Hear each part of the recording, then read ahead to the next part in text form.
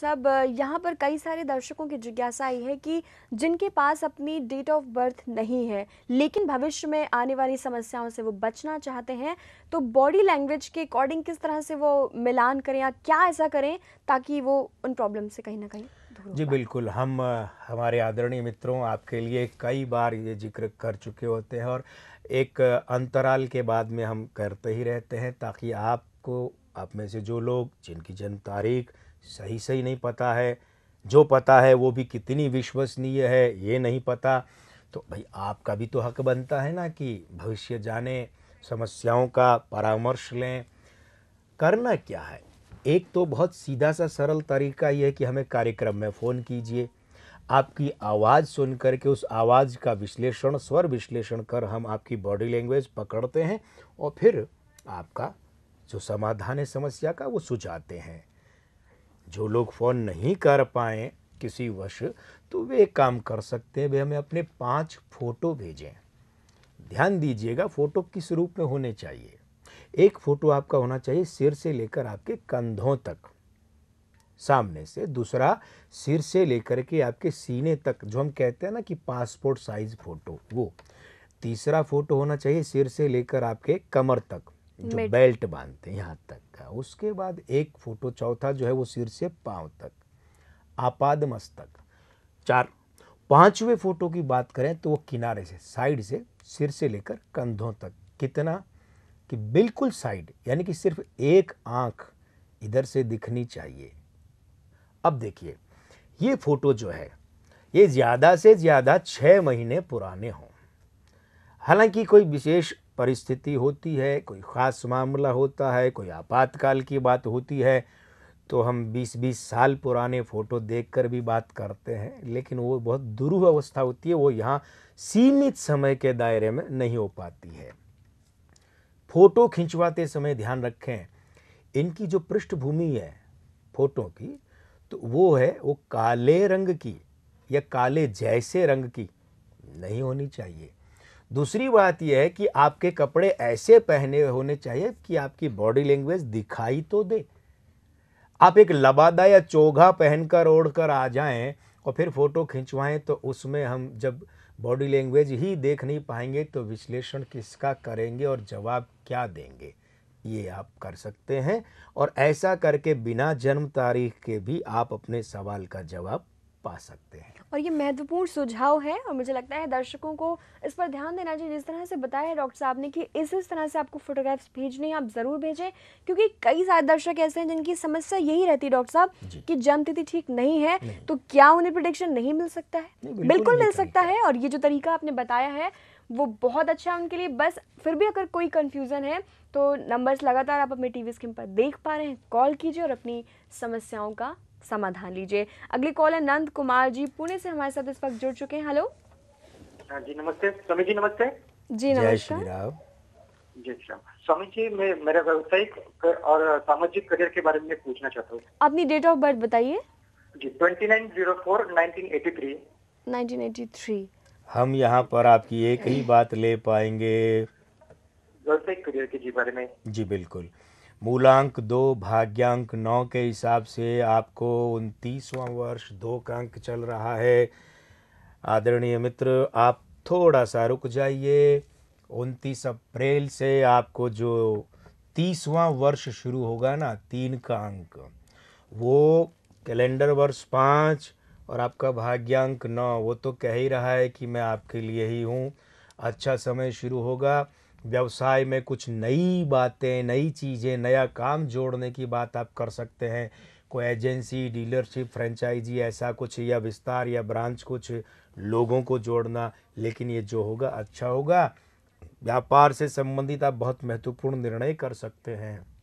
ध्यान रखिएगा, पार्टनरशिप नहीं करनी है, कर रखी है तो संभल जाइए, और करना चाहते हैं तो न करें। हालांकि मूलांक 2 है, 29वां साल है, लेकिन ये जो है ये आपके भाग्यांक और जो उम्र का अंक आगे आने वाला है, और कैलेंडर वर्ष इतना मज़ेदार नहीं है, इसलिए इंतज़ार कीजिए 29 अप्रैल 2012 से जो 30वां साल शुरू हो रहा है ना, उसका। बिल्कुल डॉक्टर साहब। और यहाँ पर अगली कॉलर गायत्री जी छत्तीसगढ़ से हमारे साथ जुड़ चुकी हैं। हेलो। हेलो। जी गायत्री जी, अपने बारे में पूछना था। अपनी डेट ऑफ बर्थ हमें बताइए 10 दिसंबर 1983, और रात सवाल। में 1:10। जी सवाल करें, आपका क्या प्रश्न है? मेरी सरकारी नौकरी कब लगेगी? मूलांक 1 भाग्यांक 7 के साथ में अभी आपको जो कैलेंडर वर्ष चल रहा है वो है 29वां 2 का अंक। ये आपके भाग्यांक 7 का मित्र है, अच्छी बात है। लेकिन कुछ अस्थिरता योग जो है वो कैलेंडर वर्ष 2012 यानी 5 उसके कारण रह सकता है। देखिए, सरकारी नौकरी तो आपके भाग्य में है और ज़्यादा परेशानियों से नहीं, ठीक ठाक कुछ थोड़ी बहुत परेशानियों से ही मिल जाएंगी, ज़्यादा बहुत दिक्कत नहीं आएगी। लेकिन रहा सवाल कब, उस मकसद से अगर आपकी सरकारी कागजात में भी यही जन्म तारीख है तो इंतज़ार कीजिए। आपकी उम्र का जो अभी 29वां चल रहा है, 30वां और 31वां साल ख़त्म होने से पहले पहले आपके दामन में सरकारी नौकरी डाल देंगे, मिल जाएगी। हाँ, एक काम करें, आप सोमवार सुबह जितनी जल्दी हो सके सूर्योदय के बाद शिवलिंग पर एक तो जल चढ़ाएं दूध वाला मीठा, और बाकी अपनी श्रद्धा से कोई भी सफ़ेद चीज़ चढ़ाएं। प्रभु आपके कहे का, हमारे कहे का मान रखेंगे, कृपा त्रय की कृपा रहेगी। और फिर दोहरा देते हैं, उम्र के 30वें 31वें वर्ष में आपको सरकारी नौकरी मिल जाएगी। अभी जितनी भी कॉल्स आई हैं सब में ज़्यादातर देखा है कि गवर्नमेंट जॉब को लेकर बहुत ज़्यादा उत्सुकता है और कहीं ना कहीं स्थायित्व की ओर आजकल लोग देखते हैं कि ठीक है प्राइवेट जॉब है लेकिन गवर्नमेंट में क्या है, आप फाइनेंशियली सिक्योर अपने आप को महसूस करते हैं और ठहराव जो होता है ज़िंदगी में कहीं ना कहीं आता है। अगला सवाल मेरा बॉक्स ऑफिस कलेक्शन को लेकर है कि अग्निपथ के रिलीज़ में हालांकि डिले भले ही हो गया हो, लेकिन उस फिल्म को लेकर आप क्या कहना चाहेंगे? क्योंकि ऋतिक रोशन के करियर के हिसाब से भी और करण जौहर की पॉइंट ऑफ व्यू से भी उनके लिए मच अवेटेड फिल्म है, सबने बहुत मेहनत की है। आपका क्या सुझाव है? देखिए मित्रों, सबसे पहली बात तो यह है कि ये फिल्म तो पूर्व निर्धारित कार्यक्रम के अनुसार इसी सप्ताह रिलीज होनी थी, लेकिन बाद में कुछ कारणों से इसे आगे खिसका दिया गया और अब ये 20 की बजाय 26 जनवरी को शायद गणतंत्र दिवस का मोह हो, क्योंकि उसको भी है तो गुरुवार ही, पारंपरिक रूप से शुक्रवार तो 27 तारीख को पड़ता है। अब अंकों के पत्ते तो हम अगले हफ्ते ही खोलेंगे, क्योंकि भाई जब अगले हफ्ते रिलीज होगी तो उसकी बात तो करनी है और बॉक्स ऑफिस पर उस हफ्ते एक ही फिल्म है।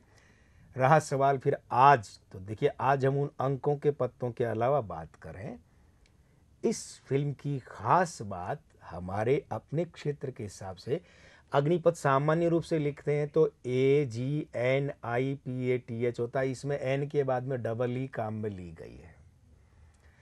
दुनियादारी के हिसाब से, सांसारिक हिसाब से हम बात नहीं कर रहे, लेकिन इस फिल्म का ये जो हिसाब किताब है और यहाँ से जो एक रूप बन पड़ता है, ऐसी फिल्म जो होती है वो हमेशा खलनायकत्व प्रधानता लिए होती है।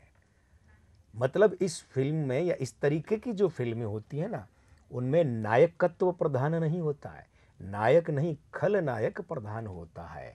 और पूरी फिल्म देखने के बाद एक प्रभाव रहता है देखने वाले के दिमाग पर कि अरे तो विलेन की फिल्म थी। हालांकि इस फिल्म को बॉक्स ऑफिस पर कितनी सफलता मिलेगी, बॉक्स ऑफिस पर, वो तो चर्चा हम जब इसकी रिलीज का वक्त आएगा तब करेंगे ही। ये रोचक बात है जिस पर आप ध्यान दीजिएगा। बिल्कुल, आप ध्यान ज़रूर लगाइए, लेकिन चलते चलते हम चाहेंगे क्या है दर्शकों के लिए खास। भाई देखिए, 21 दिसंबर से 20 जनवरी की अवधि में जन्मे लोगों का समय चल रहा है।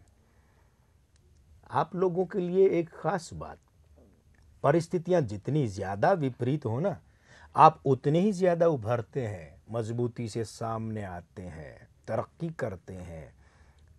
लेकिन एक चीज़ जो हमारी नज़र में आपको सुधारनी चाहिए, भाई लोगों और चीज़ों के बारे में आप राय बहुत जल्दी कायम कर लेते हैं, बहुत जल्दी राय बना ली किसी चीज़ के बारे में, आदमी के बारे में। थोड़ा संभल कर, ठहर कर, गर्म लोहे पे चोट मत कीजिए। और तीसरी बात, अपने व्यवहार को चाहे कूटनीतिक रूप से ही सही नियंत्रित कीजिए, क्योंकि आप अपने दुश्मन ज़्यादा बना लेते हैं। इस वृत्ति पर काबू पाइए। और व्यवहार के नियंत्रण की जो बात डॉक्टर साहब ने की है उस पर ज़रूर ध्यान दीजिए, क्योंकि अगर आप प्रतिभावान हैं और आपके अंदर क्षमता है थोड़ा सा बैलेंस करने की ज़रूरत है और आपका जीवन सुखमय है। समय का इशारा यहीं तक के लिए हो रहा है। आपने समय निकाला स्टूडियो में आने के लिए, उसके लिए आपका बहुत बहुत धन्यवाद। और दर्शकों से हम आज के कार्यक्रम के लिए चाहेंगे इजाज़त। नमस्कार। आज के आनंद की जय। जय श्री राम। जय श्री राम।